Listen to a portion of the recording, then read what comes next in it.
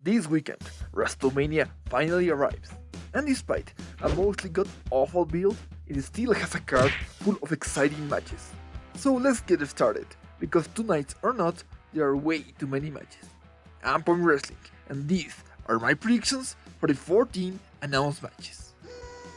Let's start with Night 1's New Day vs AJ Styles and Omos for the Raw Tag titles. This was a noticeably late change to the card, with New Day suddenly beating Hurt Business just a month before Mania. The build has been fine with a couple of funny segments and good matches, but after this Monday, I think it's pretty clear AJ and Omos will win, with the latter very likely squashing the champs. After that, Naomi and Lana, Tamina and Natalia, Mandy Rose and Dana Brooke, and the Riot Squad will be in a tag team turmoil match for a women's tag title shot.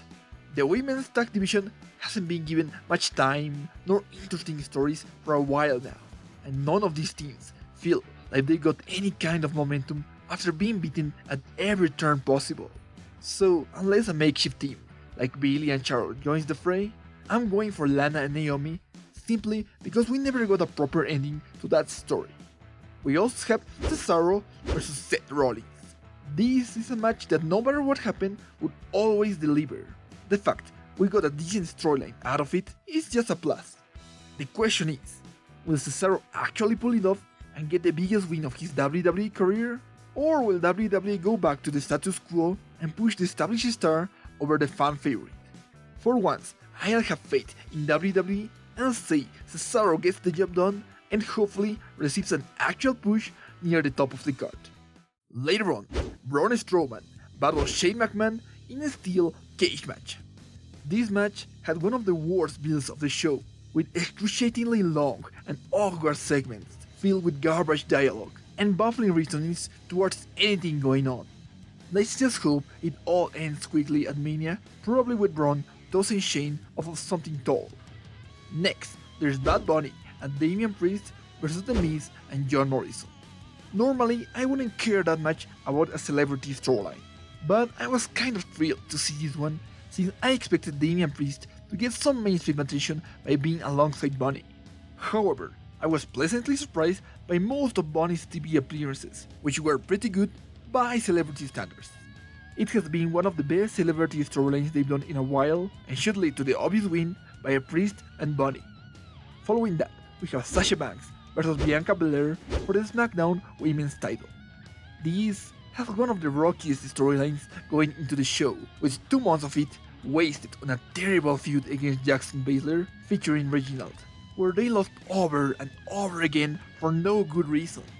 It only got kind of good once Banks embraced her former heel persona and actually started antagonizing Belair. The match itself will likely still be top notch, but it'll need something more to truly feel like a WrestleMania week standout. As for the result, I don't have any doubt this is Bianca's moment to win the big one. And to end night 1, Bobby Lashley takes on Drew McIntyre for the WWE title. This was a genuinely interesting story coming out of the Elimination Chamber. Lashley forcing his way to the WWE title made him look amazing, and I was more than ready to see the Hurt Business have a lengthy run at the top of Raw draped in gold. And then Cedric and Shelton were cut, followed by Lashley all of a sudden asking for someone to take Drew out, and then King Corbin got involved. Their segments are still among the best on Raw, and the match will probably still rule, but I don't feel nearly as hyped for a lengthy Lashley reign as I was when he became champion. Right now, I'm expecting Drew to win so he can get the big pop he missed last year due to the pandemic. In night 2, we have Kevin Owens vs Sami Zayn. These had a very rushed build, with KO getting incorporated into Sami's conspiracy story less than a month ago.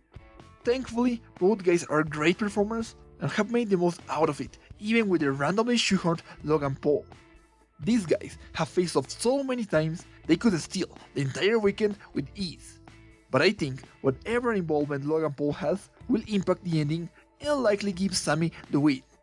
Then we have Big E vs Apollo Crews in a Nigerian drum fight for the Intercontinental title. This is basically a Nigerian team's no DQ match, which is fitting after Apollo's heel turn, which aside from the dumb ending at Fastlane, has been one of the matches with the best booking going into Mania. Big E has shown some incredible intensity and feels ready to move to the world title scene, and Apollo's new character has yet to cross the line from intriguing to insulting. So now is the best time to give him a major title win and actually ride that momentum past Mania. Coming next, Shayna Baszler and Nia Jax face the winner of the Tag Team Turmoil for the women's tag titles. Personally, I think this is the bottom of the barrel when speaking of bad booking in WWE's current landscape. Short matches, tons of interference by Reginald, and close to zero character development. This division is in such a bad shape, NXT created their own titles since it would be easier to add yet another pair of belts than try to salvage the tragedy that is the main roster's women's tag division. It needs a hard reset, and new champions would be a solid start. No matter who wins the turmoil, Jax and Baszler must drop the belts. After that, Riddle takes on Sheamus for the United States title. I know this will be a great match because I've already seen it numerous times in the past 6 months. Sheamus is doing the best work of his WWE career and deserves better than a haphazardly booked match with Riddle. I want Sheamus to be given something, anything really, but he's already beaten Riddle to get this match, and I expect him to get his win back. Later on, Randy Orton battles The Fiend Bray Wyatt. This has been an incredibly divisive storyline, pushing the boundaries of the audience's suspension of disbelief. Some find it all captivating and unique in an Undertaker-esque kind of way. Others, like myself, couldn't get into all the supernatural shenanigans that took over the feud, like Alexa Bliss shooting fire and turning into a buffed version of herself mid-match, Randy suddenly starting to vomit black goop while seeing his evil doppelganger speaking a spooky voice, and the Fiend being burned alive and not dying. Either way, I feel like both sides can agree this should have been a Fireflies Funhouse match. We saw this encounter back at Mania 33 and it wasn't good, so I have no reason to expect much better from this year's match. As for the result, I'm going for a Fiend victory simply because Randy won their last match. Following that, we have Asuka vs Rhea Ripley for the Raw Women's title. It happened. Against all odds, Asuka actually made it to Mania as champion. I fully expected her to drop the belt somewhere along the way, but luck was on her side and she's now scheduled to take on one of the hottest prospects in modern WWE. The story has been quite bad, with an unnecessary loss to Jax and Baszler and an even more unnecessary heel turn by Ripley. But still, I'm mostly happy Asuka wasn't caught at the last moment like at Mania 35. Hopefully, they'll get some decent amount of time to give Asuka's reign a worthy send-off and Ripley's a memorable kickoff. And finally, Roman Reigns faces Edge and Daniel Bryan for the Universal title. This is probably the match with the strongest and longest build that gave all 3 participants not only a reason to be there at Mania, but also a case to win the belt. Bryan forced his way into a match he knows he can win since he had Roman beaten at Fastlane, in a kind of retelling of his journey at Mania 30. Edge won the Royal Rumble and has been given an understandable reason to turn heel since he feels like his moment is being stolen. And Roman is still at his most compelling, standing atop the title scene on SmackDown, and making the belt feel like the most important it's ever been since its inception. I'd honestly be okay with any of them winning, since there are interesting stories to tell no matter where we go. But if I had to choose, I'd go for a Bryan victory, since this is the first pay-per-view main event with a crowd, and him winning would be a great way to send the fans home happy. Do you agree with my choices? Leave a comment down below with your predictions for WrestleMania. And don't forget to like, subscribe, and follow me on Twitter at Promin Wrestling for any update. That's all for now. Thanks so much for watching.